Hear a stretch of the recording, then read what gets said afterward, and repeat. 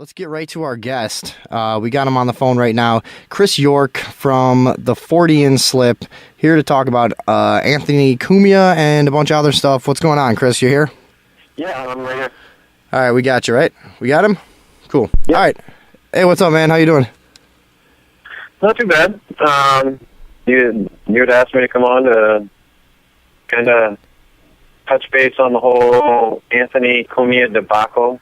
Yeah, I would call it. The biggest fucking mistake in radio history. Well, and as far as I'm concerned, it's a mistake that's been made before, and you'd think people would learn their lesson. But you know, I came across you guys. I just want to say, first of all, for our listeners and for you, I really enjoyed your show. It's the kind of thing that's really lacking in whatever kind of mainstream radio. It's actually realistic sounding conversation about interesting shit, man. It's cool. Thanks. So yeah, to my listeners, check the 40 and Slip out. They got all their stuff in order on YouTube. Very well organized. Very nice show. You guys do it out of your house, right? Actually, we all met online. So we started doing it. It's almost been a year now. We started it last August, I think it was, when we made our first recording. Okay. And I had just gotten fed up with all the bullshit, because we all met through the subject of Bigfoot. Oh, nice. Okay. And we were all just completely fed up with the drama and the bullshit and just the general, just schoolyard bullshit, I guess you could call it, that kind of went on with it. Not to mention the fact that 97% of what you see out there for videos, pictures, that people portray as evidence is just horseshit.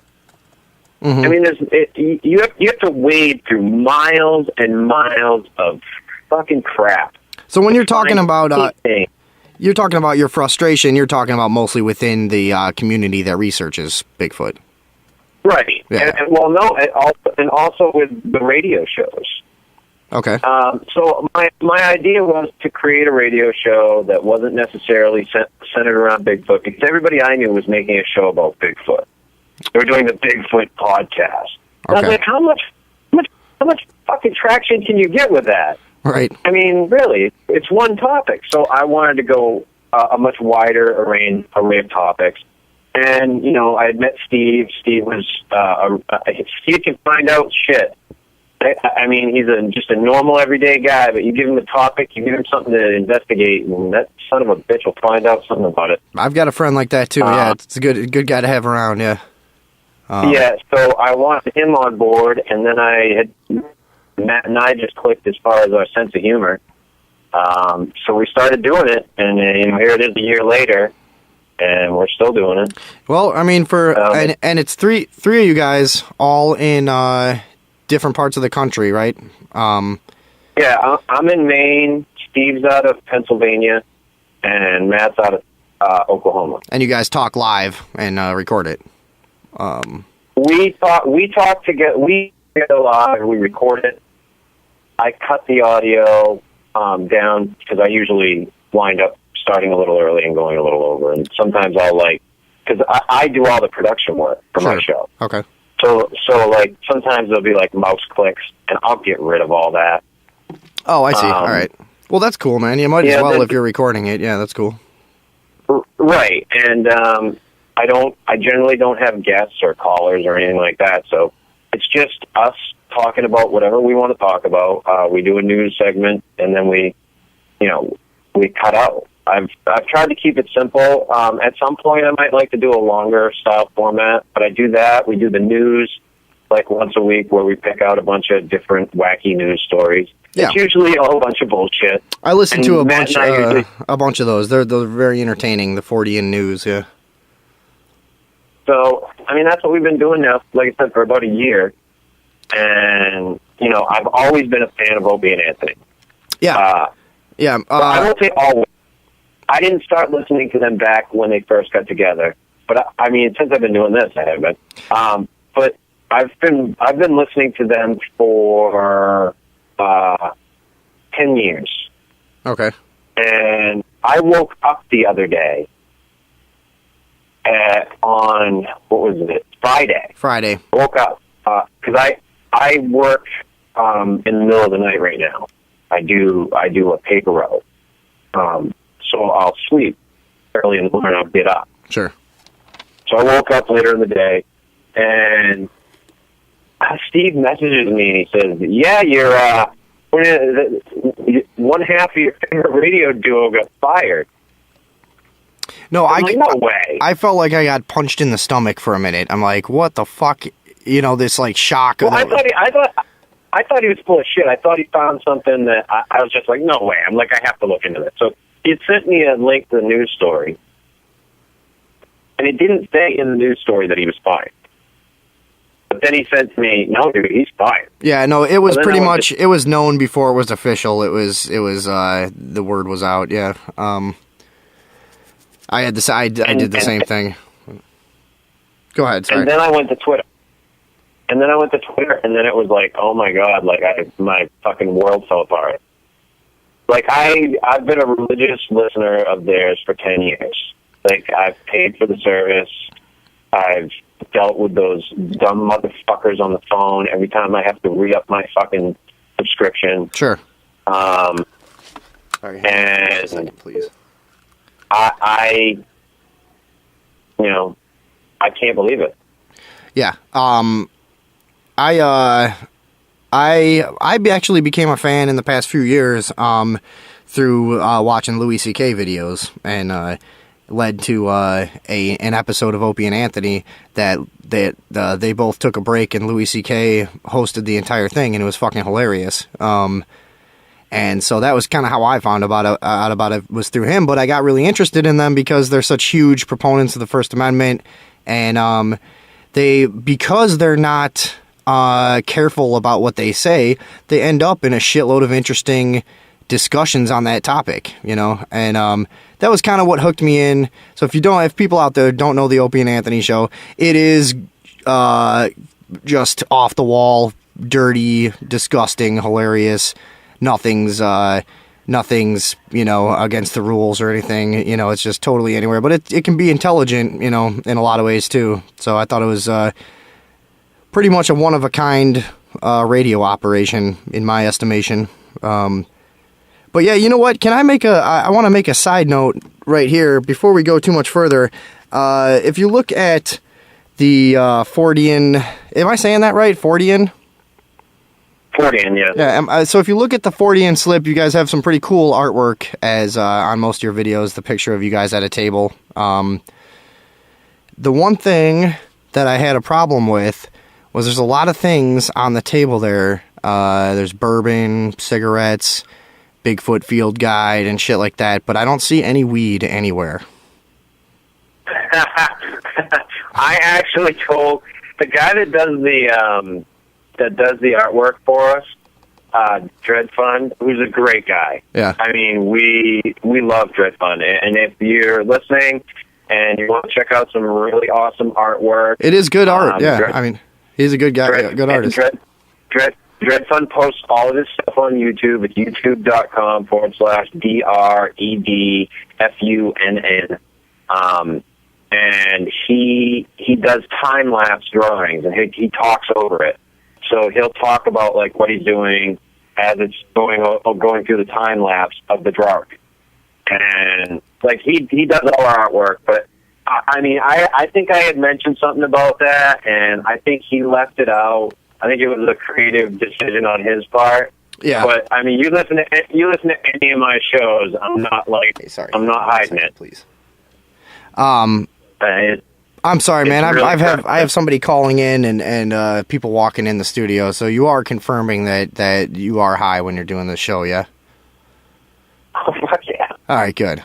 Because, you know, for whatever reason, I get disappointed when when people I like don't smoke weed, you know? So I'm glad to hear that. It's an immature fucking thing I do.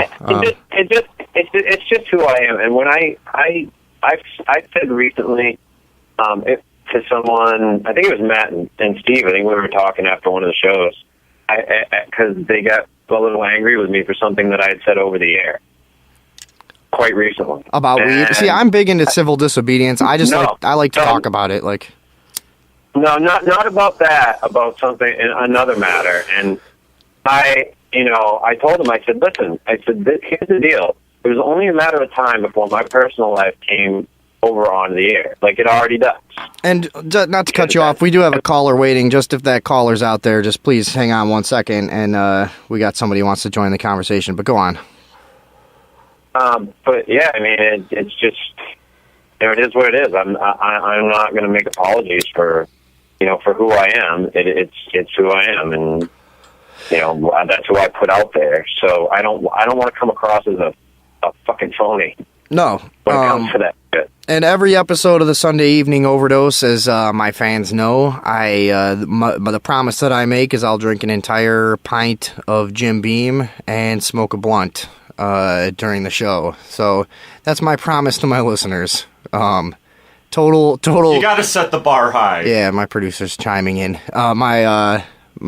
Just total disclosure there. So, anyways, let's fucking get into it. What do you think went on? I'm thinking there was some inside kind of shit. I'm thinking some tensions were going on. As far as right now, as far as like Opie and Anthony themselves are concerned, I know Opie posted on Twitter earlier today that he's floored about what happened and that he has a meeting with SiriusXM on Tuesday. And that's all he's posted on Twitter. Well, aren't they scheduled to be on the air tomorrow morning? As far as I know, but I'm waiting to find out. Like, my subscription right now is tentative. It's based on like what gets said. Like, Anthony's Twitter was wiped. That thing is clean. There's nothing on there now. It's back to January. And yeah. So I don't know if there is some type of negotiation to bring him back. I don't know what the deal is. Anthony was saying that he's going to fire up the live from the compound and start doing that from his house. Well, he's got a lot of he's got a lot of options. I've actually been on his live from the compound show. Oh, cool! You called in or what? Yeah, when he was doing the Charlie Sheen shit. I called in. Nice. Oh, you know what? I actually cut on. I've listened to that, and I just don't remember, but, a lot of it blurs together. But I've listened to fucking hundreds of hours of that shit. But he said he's going to fire it up this week, and he's going to let it all out. Well, that's going to be some very entertaining radio. And for those of you who aren't sure why this is a big deal, it's not just that, like, we're fans of the show. This is the show that sticks up for everyone else's fucking right to say what they want to say. This is the show that tries to promote a culture of free thought and expression, even if it does end a lot of times in a lot of vulgarity and degenerate whatever. But it's a show that is out there exercising and really flexing the First Amendment. And this isn't not a First Amendment issue. Obviously, it's a company that fired an employee. It is a First Amendment issue. If you ask me, it is. Okay? Well, the guy said something on his own personal Twitter account. Yeah. And what happened to him happened on his own personal time. So basically, now you're going to be held accountable for everything that you do outside of work as well as at work, online as well as offline. So anything you say, anything you do, free thought is gone. Thought policing is starting. George Orwell was right. That's going on 100%. I guess I just mean in a direct, literal sense. There wasn't any legal action taken. This was a company that made a choice. So I just mean it's not any kind of official oppression. However, you could. Well, when people can get fired for their speech, just their speech alone, for just saying, he didn't even say anything racist, if you ask me. I mean, well, first of all, maybe not, maybe, I mean, you know what he meant. He likes to do that shit. Not in this case. He said racist shit. Yeah. I mean, my only point is, like, you know, he meant to have the edge there. He didn't overtly come out and say anything, but you know what he meant to have the edge there, and that shouldn't even be the discussion, because it's like, he should be allowed to say what he wants to say on his Twitter. And in my opinion, if I was, you know, in charge of the decision at Sirius, I would look at this as, wow, you know, how many fucking listeners are we going to have on Monday listening to this guy try to explain himself, you know? And you leave the fucking guy on so that the discussion happens, you know? This is it's censorship, it's corporate censorship, and in a certain way, it all ties together, and it almost is the same as the government, because, you know, the sponsors for Sirius and XM are many of the same sponsors that, you know, influence our government with giant lobbies and shit, that are part of the structure of our society, dealing with the FCC anyways, and they're just finding a way to you know, exert their influence in a private company. So I mean, it all kind of does fucking tie together into one big yacht club. So I don't know. To me, I don't know. I think they have the right to do it if they want, right? I mean, it's a shitty decision. I think anything that you do in that case, outside of your job, I mean, because what's next? You know, you're working, you get your friggin' whoever dumbass that works at Walmart tweets something fucking stupid because he's drunk one night, and, you know, all of a sudden he's fired the next day because that's, you know, he said something racist, or, you know, he said something that was deemed offensive, or, you know, whatnot. How far does it go? No, I totally agree, and I don't agree with firing somebody because of a thing they say, maybe even in anger, you know, and a thing that could be interpreted one way or another, or involves, you know, it's an opinion. It doesn't hurt anyone. It might hurt someone's feelings, I guess, the way they interpret it, but, you know, he didn't incite violence. He didn't do anything, you know, overtly harmful to anyone. So, yeah, I totally agree. It's I don't like to see a culture and an environment fostered where this kind of shit happens, and especially fucking 2 days after the shit took place, you know. They don't even take any fucking time to look it over. For anybody who's just has no fucking clue what we're talking about, Anthony Cumia of the Opie and Anthony Show was taking pictures on his phone in Times Square. It looked to me, I mean, it looked like he was taking a picture of the lady on purpose. You know, he says he's randomly snapping pictures. Whatever, not the point. He takes a picture of a lady, which is fucking, like it or not, it's legal. It might seem like a dick thing to do. It doesn't matter. Whatever. That's how it is. You're out on the sidewalk. So she, I guess, you know, attacked him and punched him a bunch of times. And he tweeted a bunch of things that were interpreted as racist. And I mean, there was one that was like, it was like ambiguous. He just said, they are animals or something like that. But you know from his past what he's talking about, you know. And he usually doesn't say real racist things like that. He says, you know, he's got problems with the socioeconomic structure and this and that. And, but, you know, I understand why their feelings are hurt, but you don't have the right to never have your feelings hurt. You know, this is the thing. So what? So even if he said something racist, so what? Right? I mean, people do it constantly. Like I said on my own show, it boils down to me to the Donald Sterling thing. You know, did the guy say something fucking awful? Yeah, probably. Yeah, probably. He probably does. He probably has said something awful every day for the past 35 years, and probably most of the people that deal with him know that. Like, right, but does he deserve to lose his business over it? No. Well, if people decide to stop buying his product because of that, I mean, then I guess so. You know, but right, but people didn't have the right to dictate like the NBA didn't have the right to dictate. Like that was a decision that wasn't made by the people like purchasing the product. Right. No. I know what you mean. Sure. Because all those basketball players knew what he was like.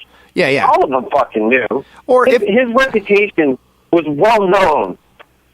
And if they didn't know, they could probably guess. You know, I mean, right. And I think it boils down to that. It's that type of a situation. You can't take people's livelihoods away just because, you know. I mean, if people don't want to go buy their shit, or don't want to fucking buy into their shit, or don't want to watch their show, or don't want to buy Sirius, then fucking pay. That's your choice. But I guarantee you that plenty of people want to fucking pay for the service and have him there. And you know, that's why, to me, it's a dumb business move, and it just reeks of this, like, something is going on inside the company. You know, when Sirius and XM combined, everybody knew there was going to be a lot of fucked up tension between, you know, Howard Stern, and not to mention other shows, you know, but, I would guarantee that, you know, they probably have their camps, you know, of people that stick up for one side or the other within the company, and, you know, I would just guess this was an insider fucking thing, and the number of people that didn't like them got to be more than the number that did, you know, and... Well, it's going to be interesting. It's going to be interesting to see what happens, because I know Anthony was tweeting every single cancellation picture that everyone sent in. Like, it was just slew of cancellations on screen. No doubt there's going to be a shitload of cancellations, because the fans understand. Opie and Jim Norton and the rest of them, they're not going to keep... They might have to keep going for a minute, but they're not going to keep... The show is a brand. It's the Opie and Anthony show. Now they have to go somewhere else. You know, Sirius... That's why I was really surprised that there wasn't just some kind of broad cancellation or something, you know? The whole thing is kind of strange, because the show's branded. It's a package deal. Nobody's gonna listen to fucking Opie by himself. I'm sorry, but it's just not gonna happen. I've listened to the show with just Opie and Jimmy. The show with just Opie and Jimmy is entertaining. The show is not Opie and Jimmy. Right? Yeah. No, I know what you mean. The show is Opie, Anthony, Jimmy. At this point, it's not even Opie Anthony. It's Opie, Anthony, Jimmy. To be honest, I probably wouldn't listen to the show without Jim Norton. Honestly, I mean, it's kind of this perfect tree. You know, I like the show, but I wouldn't listen to it as much as I do, I should say, without Jim Norton. I mean, it's a perfect radio trio. It's a great operation. Have you ever had a chance to see him live? No, I haven't been a fan long enough. I've probably only been a hardcore fan for about a year and a half or something. I saw him live. I saw him live at Foxwoods, and I sat right front. I was right up by the stage, and I saw him in Boston when he did his last live taping. And he's amazing. You're talking about Jim Norton? Yeah. Yeah, no, I've kept up with his stand-up over the years. A lot of very funny shit. Jim Norton is a very... He's the kind of comedian and the kind of artist in general that is into like introspection and kind of like self-examination, and he's sort of putting his guts out there for everybody to pick apart. And yeah, he's a good artist and a good comedian for sure. Yeah. But so I've enjoyed his shit. Going forward, here's what I'm imagining is that whatever they have to do legally, you know, they're gonna do. I'd be very interested to see, because Opie's not a pussy. If he's like contractually obligated to do anything on the radio, he'll make a fucking huge spectacle out of this. You know, I mean, he's gonna do shit on purpose to ruin the show, all kinds of shit. You know, you know what? We've had somebody calling in a few times. They might want to ask you a question. Let me take this caller real quick. We're talking about Opie and Anthony show. Hey, who's this? You're on the Sunday Evening Overdose. Hey, this is Mr. MC, an artist from the group Dose Stereo. I had a question about something artist-related with you. Okay, can our guest hear our caller? Can you hear him, or? I can. He's kind of weird, but Okay. Like, I can kind of hear it, but I can't. Am I live? I mean, I might have to have you translate. I might, if I have to. Go ahead. What do we got, Mr. MC? Okay, so I've seen videos and seen one of your stage shows before, and I was just wondering, you had a really cool concept and structure to it, but during like your years of artistry and shit, how did you go about like getting that stage show that way? Like, what were the practices, and what made you want to do so much stuff live as you were playing, and what was the practice behind that? Oh, okay. I guess this is a call about my musical act. Sorry, hang on one second. Our guest, Chris York from the 40-in Slip on YouTube. Yeah, no, I have a thing called Robot Hilarious. It came from going to a lot of hip-hop shows where guys put on a laptop and press play and then rap, and then there's like 16-bar breaks where no one's rapping and they're just kind of like looking around or kind of like whatever, dancing or some stupid shit. And you know, it just led me to an overall philosophy while I was doing hip-hop that it doesn't have to be this sort of like minimal effort kind of deal, that's okay, and I've enjoyed a lot of shows like that, but it's more entertaining to see a guy working himself to the bone, like somebody like Dose One and Gel, you know, of themselves, who are just going nuts and handling 6 tasks at a time and doing all kinds of complicated shit. You know, I just like to see artists work hard. When I go see a concert, I like to see people sweat and fucking pull shit off that amazes me. That's where I developed that philosophy. And I guess that caller dropped while I was doing that explanation. And he's probably... we have a problem with people who call that aren't listening to the show, so they have no fucking clue what we're talking about. So, so that's just to explain that, because I'm a nice fucking guy. He's calling back. That's why I don't have callers. Yeah. He's calling back. We'll try to let him know somehow that he can call after the guest segment if he wants to talk more about music.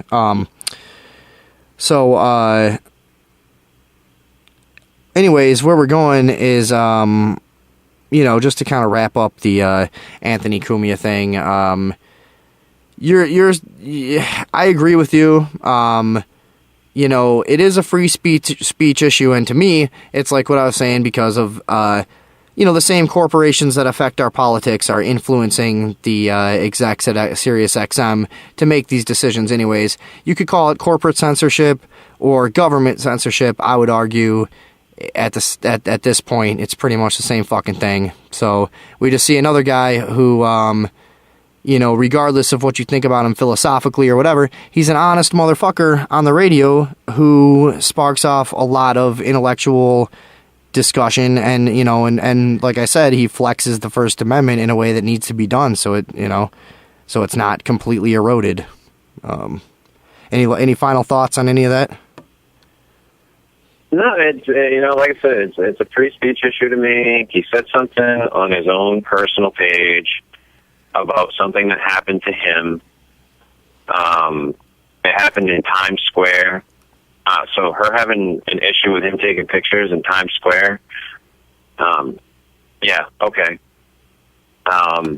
Well, that's a personal thing. Like, you don't like your picture taken, fine. You know what? And in my opinion, then say, hey, could you not do that? If you don't like your picture taken, you better not step outside your house. Well, but you're on camera more often than you're not. Yeah. No, and believe me, we could get into the surveillance grid at some point too. But it's like, yeah, the issue to me, yeah, you can absolutely take a picture of anyone you want, and this is a big issue with law enforcement now. But you know, you can absolutely take picture, video, whatever in public areas, 100%. But also, just from a person-to-person standpoint, you know, you can also walk up and say, hey, do you mind? I don't want to have my picture taken. And, you know, if the guy decides to say, hey, fuck you, you know, yeah, he's a dick, but okay, then that's it. You can't really fucking attack the person and they're not doing anything illegal, you know? I mean, it's right. We're talking about personal issues and legal issues. They're totally separate from, you know what I mean? Just... she would have acted reasonably. He probably would have acted reasonably in the first fucking place, you know? Yep. So... Like I said, to me, it's a free speech issue. I don't think he should have been fired for it. They could have fired him for way more racist things that he said in the past. Oh, please. He has said stuff on the air. I mean, I've never heard white people say nigger more times than I've heard on the Opie and Anthony show. And with black guys sitting there in a tongue-in-cheek, in a fun fucking, you know, like at a time... Patrice O'Neal used to sit in that studio all the time. Oh, yeah. No, and those motherfuckers, it happened. Well, because... So anybody who wants to fucking bitch about it, it happened. No. Constantly, and then constantly, you know, they invented racial slurs on that show. They did sketches about... or, you know, they did bits out live on the street to see if cabs would pick up a guy in a Nazi uniform or a black guy first, you know? Yeah. You could go on for days about the shit that they've done that was way fucking worse. What happens now is, you know, he puts it on Twitter, the whole online world goes nuts, you know, and people are into boycotting now, which is good, but when people do it unintelligently, it's bad. Excuse me. And, you know, fucking sponsors are worried about shit like that, especially when it deals with race. You know, you could start a mass campaign that really hurts the sponsors, you know, pretty easily nowadays with social networking. So, you know, I mean, it's the fact that it happened on Twitter. Yeah, but how many people have they actually hurt, though? No, they haven't hurt anyone. They haven't hurt anyone. That's the question you really got to ask yourself: is how many of these people have actually been hurt by it? Imus did his fucking thing. CBS, what was it? CBS fired him. Somebody else picked him fucking right up. Yeah. No, of course. ABC picked him right up. And the Don Imus thing was like, oh my god, the guy made a stupid joke. He thought it would be funny. It's a fucking phrase that he heard in popular music and movies and shit. You know, he thought it was fucking, like, you know, entertaining for him being an old white guy to say it. Like, give me a fucking break. That was another one that was just shut the fuck up. Who cares? You know, The guy, even if that's another thing, even if he is racist, don't listen to him then, you know? The truth, let the fucking argument happen, let the truth win out. If you believe in your philosophy, you know, let it stand as it is. But, you know, that's not the way we operate in this country. We try to fucking force each other to behave the way we want. Yeah. Which is kind of the theme of this episode. We talked about the whole Hobby Lobby shit and all that bullshit, which I don't want to go over again. But, you know what? I think we're going to probably move away. Do you have a few minutes to hang out? Sure. Yeah, we got, by the way, if you're just tuning in, Chris York, he does a show called The 40 and Slip up in Maine. I got another caller. I think he wants to talk about Bigfoot. He called in earlier on the show, but again, we have Patrick from Berwyn. What's going on, Patrick? You guys I thought that guy was a Bigfoot guy. Yeah, he does Bigfoot stuff. Like what? All right, we'll talk. Is that all your call is about? You just want us to talk about Bigfoot? Well, I want to know what he does. What does he do? Does he take pictures? The caller, if you can't hear him, he's asking, what is your experience in the Bigfoot research field? Do you do any field investigations? Do you go out and do anything? Or are you mostly a researcher? To be honest, I'm mostly just a fan. I've been out to a few sites. There was a sighting here in Maine that I went out with a couple of guys on an expedition there for a night. Dax Rushlow, who was on Bigfoot Bounty, I went out with him, and Bill Brock. And there was another guy there too. I can't remember his name. And I went to the Sierra Kill site, or what is known popularly, I guess you could say, as the Sierra Kill site up in California. What was this, Sierra Kill site? Yeah, I've been to that site. What is that? What's the deal with that?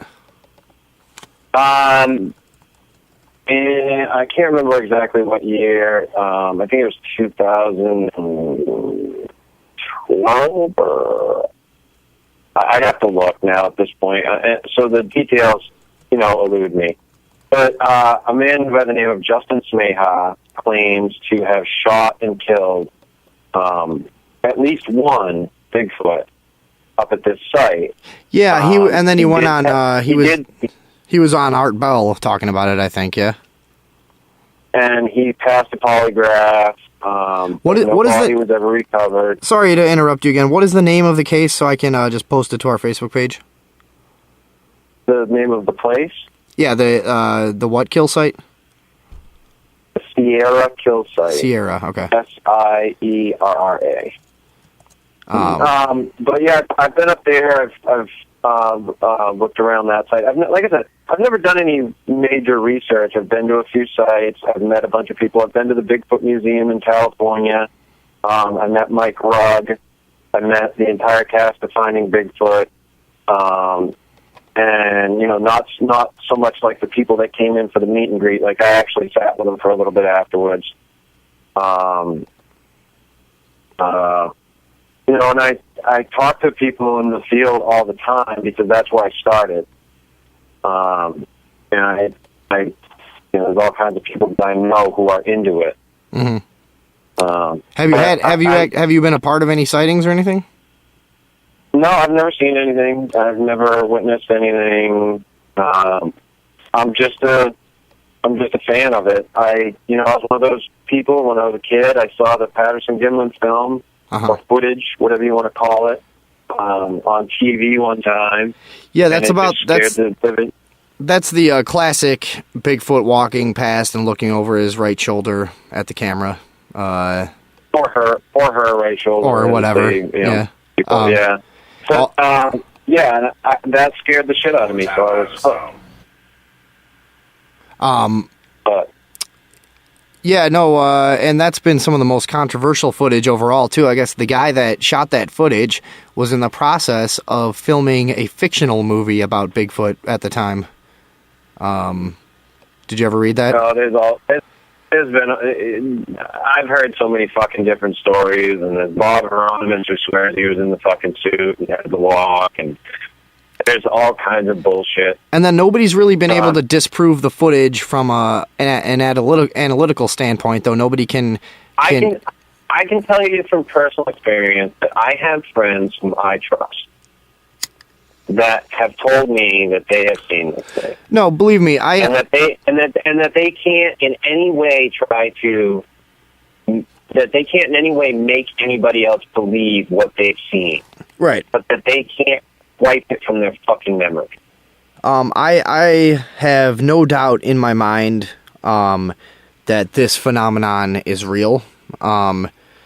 It's one of a bunch of things to me that, like the name of your show, the guy Charles Fort, who compiled those texts. I have the same kind of problem with science kind of just not including a shitload of evidence that doesn't fit its current climate or whatever. And Bigfoot... But the problem with Bigfoot, though, is that a lot of the evidence is anecdotal. Eyewitness accounts, anecdotal. It doesn't hold up. It doesn't hold any weight. But then you have, hey, gorillas for the longest. There were certain gorillas, and they're still finding fucking apes. And at some point, people just talked about. At some point, doesn't the sheer mass of the anecdotal evidence have some fucking weight too? I mean, it's like how many different cultures. Well, that's one thing that Jane Goodall said, is that due to the immense amount of sighting reports, she's like she had said at one point, there's a really good chance that there is a bipedal primate living in North America. Yeah, I mean, I have researched it a lot, not in a serious way, but in a getting stoned on YouTube way, and also as a kid, before the internet. For those of you who were born before 1988 or something, might remember the library and shit. You know, this was a thing I read about a lot as a kid. And, you know, every Native American culture has, you know, a belief that ranges from a claim that they have an ongoing relationship with, you know, the whatever they call them, the brothers of the trees or some shit, you know, and you know, or just having their own the forest people, right, and their own myths and encounters, and then range from, you know, other tribes that warn again, you know, to stay away from it, and that it's a very evil thing or whatever, you know. I mean, it's interpreted in all kinds of different ways, but it's there, and it's there in almost every fucking culture for how many thousands of years over the history of the world, in so many different places, pretty much anywhere where there's places to hide. So, to me, we could go on for weeks as to whether it's a physical population that somehow just is amazing at staying hidden, or if it's some sort of mass, you know, some sort of mass, I don't want to say hallucination, but like, you know, some trick of the mind that for whatever reasons happens the same way in a lot of minds. Or is it something interdimensional or paranormal? But to me, the phenomenon happens. It's real. It happens. I've had my own experience that I thought of as paranormal for a long time, and ended up actually, when I got more into Bigfoot research, kind of was the only thing that made sense for what happened to us. Which I think I told that story Monday night on the Monday Night Drunk Cast, if anybody was listening. But I mean, I'm all in, man. I just I'm interested in.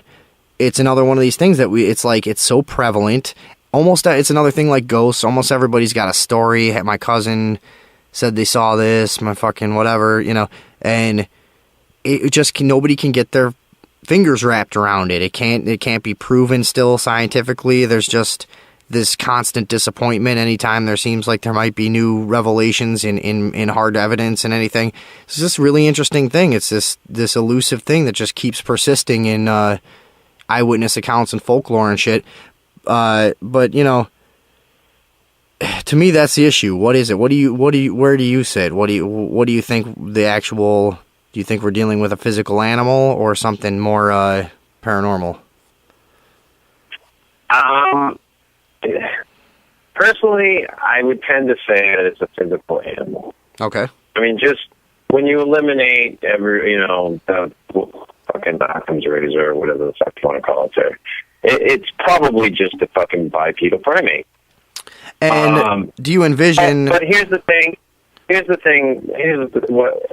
What I say to a lot of my friends and a lot of people, and I piss a lot of people off when I say this, because they're, they've been in the community for a long time, and, you know, they have their certain beliefs on the subject. We don't know anything about it. Nothing. Like, we know dick. Like, what do we have? A couple of fucking footprints that might be good. Maybe a couple of things of footage. Like the Freeman footage I kind of like. I've yet to see anybody, like, fully debunk that where I'm like, okay, yeah, that's fucking fake. Which one are we talking about there? The Freeman footage. The Freeman footage. I'll probably recognize it if I see it. I'm just want to post it for our listeners. Yeah, the problem with the Freeman footage is that he got caught hoaxing Bigfoot tracks.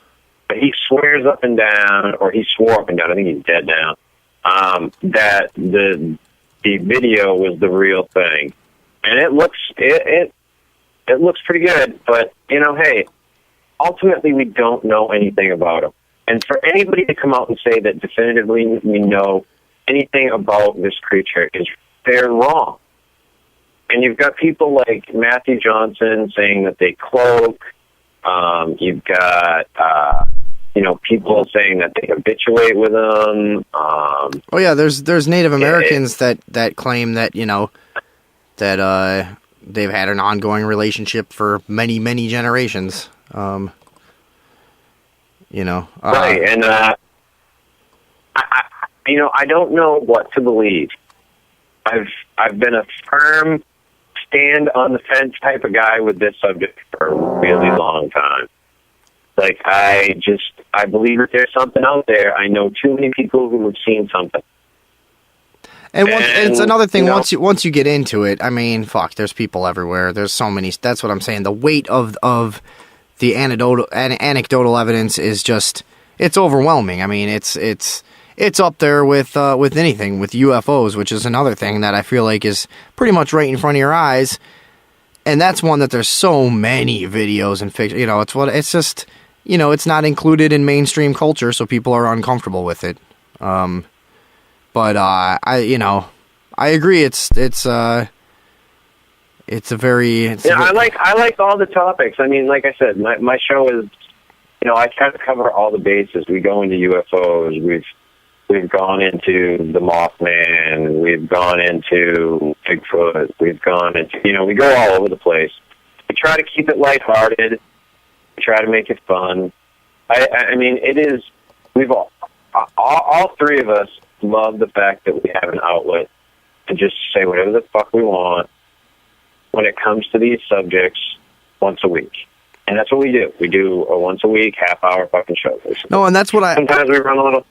I really like that about your show is, you know, most of the radio shows that you get that deal in paranormal and strange topics, you know, you're going to have to listen to George Norrie or somebody boring or something. You know, it's like a lot of really straight-laced, very quiet, just kind of boring guys talk about this stuff. It's nice to have some guys that are entertaining doing this genre. You know, again, a plug for my listeners, Chris York from the 40 and Slip. Very entertaining, strange radio for you guys if you want to check it out. The 40 and Slip. Yeah. And YouTube is the place to go for you guys, right? Yeah, that's where we put all of our stuff. I have a blog for it too. I mean, if you think it's the 40andslip.blogspot.com. Cool. Okay. But and everything there too. Well, you can all the links to the YouTube are there, so you can get to the channel. But I mean, we wanted to have an outlet, and we wanted to be able to say what we wanted. And a lot of people gave me shit for a long time. Said you can't do it that way. You can't do a show about these topics where you're bashing on people and you're swearing and you're cursing and you're talking about really dirty things. And I'm like, the fuck, I can't. You know, so exactly. No, I know. Yeah, you can't. Why not? Well, because no one else does. Well, fuck them. Who cares? So, and I've proven them all wrong. Like, they all said that I couldn't, and here I am. You know, I mean, it's a year later. I'm still doing it on YouTube. I have grown like huge. Like, I'm not, you know, I don't get thousands of views every time. You guys are doing a lot better. Just looking at the views on your channel, you're doing a lot better than a lot of unsponsored, you know, DIY broadcasts are doing. You got decent views. There's 500, there's 1,000, whatever. You know, I mean, whatever. People are going there. We have one episode that's like reaching. It's almost at 10,000 views, and it's not getting a lot of total views. Like, people are just clicking on it. But you know, every once in a while, somebody listens to it, and I get another subscriber. So just to kind of. We're going to have to wrap it up in a few minutes. Not right this second, but I want to hit a few other topics with you. Yeah. Just before we go, have you seen anything lately? I've seen a bunch of stuff. There's been a lot of ghost pictures and paranormal shit going on. In your, covering the stuff you guys cover, have you seen anything particularly compelling lately from the paranormal world? No. No? And I never will. No? Oh, okay. Let's talk about that. When it comes to ghosts, this is my take on ghosts. I don't buy it. Don't buy what? And I don't buy that they're around. Well, in what you mean in terms of, like, because it's just, let's make a separation here. I'm someone who believes more in there being, you know, there's a scientific explanation, and even if it seems metaphysical or spiritual now, it's because we haven't advanced to the point to explain it scientifically. But that doesn't make it any less magical or interesting. But, well, let me just make one distinction. So, a lot of people say they don't believe in ghosts or paranormal activity or this and that. Now, are you talking about you don't believe in disembodied spirits, or you don't believe in, like, say, you know, an event replaying on a electromagnetic field due to some sort of, like, you know, atmospheric conditions plus the right receptor, some kind of scientific... Here's the thing. This is my take on it. We're all made up of matter. All matter vibrates. We, as human beings, are very habitual creatures. We do a lot of the same things, the same way, in the same place, every day. I do believe that due to harmonic resonance, that there is leftover vibrational energy that might cause people to think that they are seeing a spirit, a ghost, a paranormal event, whatnot. But I don't buy into spirits interacting in the way that people say that they do. I've yet to see a ghost hunter show that's made me go, oh my God, I'm a believer. Well, let you know, I 100% agree with what you said here. I mean, that's what I'm saying. I think that most paranormal events are somehow they've been recorded into the, you know, electromagnetic field or whatever, and are able to be perceived as sort of like the replay of like an imprint of a fucking event, like a VHS tape, you know. But it's not. We're surrounded by crystal. Well, I mean, we're surrounded. There's all kinds of conductors for information. Yeah, sure. Yeah. So and all it takes is just, you know, an attunement to a vibrational energy. As far as I'm concerned, and I don't think that it's anything, you know, supernatural or magical. Now, take that out of the equation. Do I believe that there are some type of paranormal events that might happen spiritually with people? Yes. All right, so I mean, me and you are pretty much 100% in agreement here. Then, but anyways, go on. You don't buy that there's actual spiritual interaction. I don't buy that there's any, like, in this plane of existence, like something's gonna close my door, or, you know, I'm going to hear somebody whisper that was, you know, and it means they're talking to me. No, I might hear something that somebody said over and over and over again for years in this spot. Yeah, or something that somebody said that had, like, so much emotion to it that it was given some other weight on another realm that we can't perceive all the time, but you're able to at a certain point for some reason. Yeah.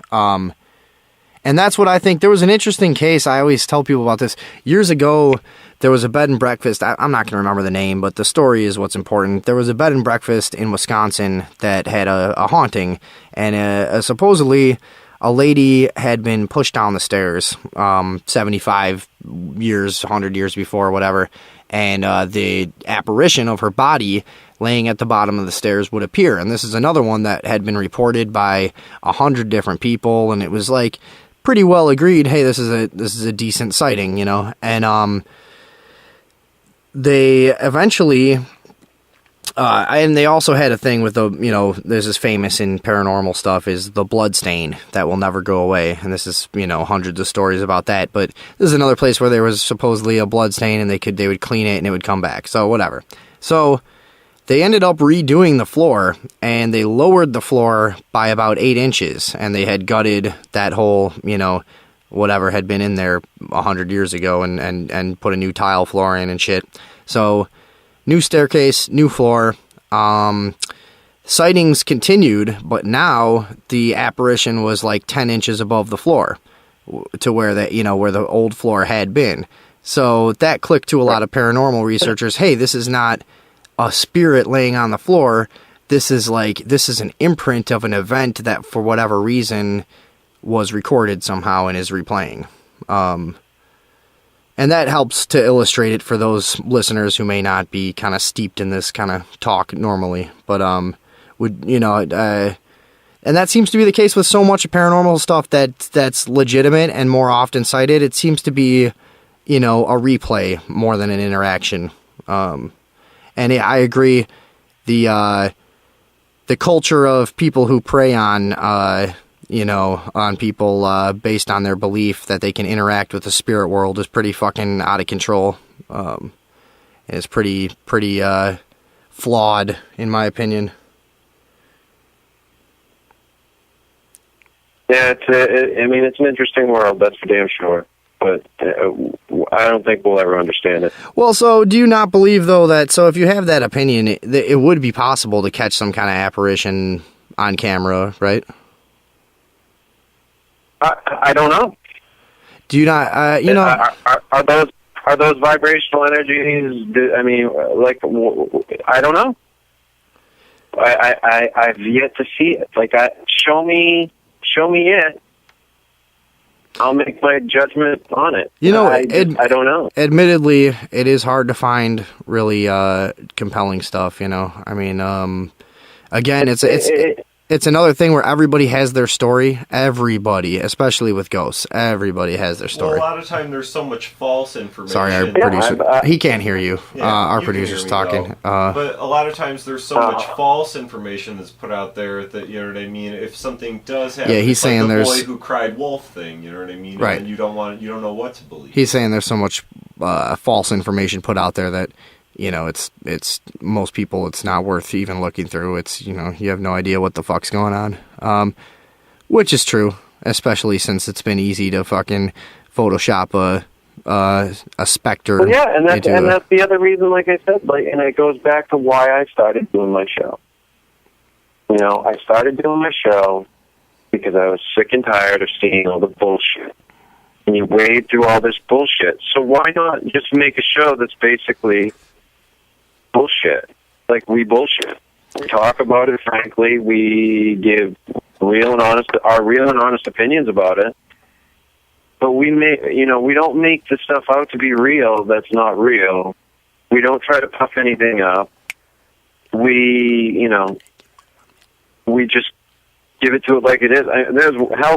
We basically reviewed the Russian Yeti Discovery show without even watching it. I think I fucking basically held up a crystal ball and said, this is what they're going to show. Yeah, it's not hard to fucking guess with that shit. How many years are we going to have these stations run these shows with and they're basically just running an hour-long commercial about why this topic shouldn't be fucking looked into anymore, because the people on these, TV shows are absolutely ridiculous, and even if they're not, they make them look stupid. They never find anything. There's nothing, it's usually... Yeah, how finding Bigfoot has stayed on the air for this long. I haven't got fucking... Well, because people watch it from the other perspective. They just watch it to laugh at the people that are on the show. I don't get it, but I'll tell you what, I sat there at the Bigfoot Museum, and it wasn't like a huge line, but there were people that just, they were there just to have, signatures from those people, and they loved them. Well, fucking... Katy Perry sells out stadiums. What do you want? Yeah, no, and that's a far, bigger, audience than... No, I'm just saying, it's not a reflection on the value of the entertainment, Oh, yeah, absolutely. No, I hear exactly what you're saying. But I couldn't stand it anymore, so I wanted to bitch about it, and I wanted to be able to talk frank about it, and I didn't want to have to give a fuck about what anybody thought about what I said. And like I said, I ran into a lot of people saying, no, don't do it. You're going to piss people off. You're going to make people angry. You're going to, make enemies. And yeah, I have. Good. You know what? Send them my way. We'll fucking, we'll run a Jocktober on some of these motherfuckers if, Opie and Anthony aren't going to be around. It's not, it's not any type of radio shows or anything. It's just people. I've run into, just a lot of, and I don't bring in it, and I haven't brought any of that to light on the show. There have been some things that I have brought to the table. So other people in the community talking shit and having a problem with, oh, you're ruining the credibility of the subject if you say fuck or if you're stoned or some shit. Fuck off. It doesn't... So No, it's not about that. It was about one time it was about me calling people out, and there was one time I actually got threatened by somebody. I would call it a threat. Hey, you know what? If you get any little bit of, and make me piss my pants. If you get any little bit of success, if you get any, I mean, and we're talking any tiny amount. If you just poke your head up over the rest of the people that are struggling a fucking inch, yeah, there's going to be people aiming shotguns right at you. I mean, that's just how it is. I filed on. Like, the one thing that I've done is, you know, there was a time where I took to heart what people would comment on my videos. Now when people bitch, I just, like, start saying, hey, it's our newest #1 fan. Welcome to it. Yeah, fuck them. Who cares? I mean, because I don't give a shit. I'm just going to keep doing what I'm doing. I keep getting viewers. I keep, you know, the views on the videos go up. My views per week, per month continue to go up. So I'm obviously doing something right, and I'm going to continue to do it. Well, so for our listeners, once more, before I let you go, if you want to hear interesting, strange topics, stuff that's not typically discussed in your mainstream radio world, and discussed in a way that's entertaining and realistic and not fucking arrogant and hoity-toity and whatever, check out the Fortean Slip on YouTube. That's Fortean, the Fortean Slip. All right, this has been Chris York. Thank you very much for coming on the show last minute, and